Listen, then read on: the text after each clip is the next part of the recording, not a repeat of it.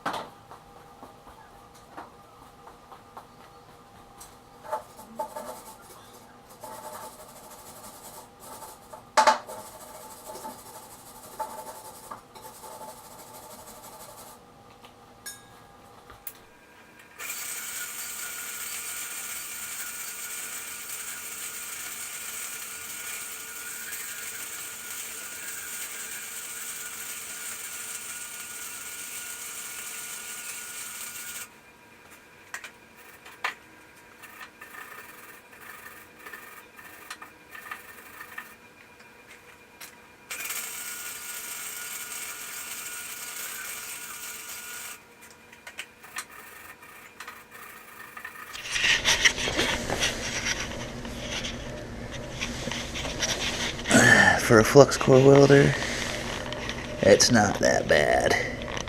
It's not that bad. Chooch it. Welding mask.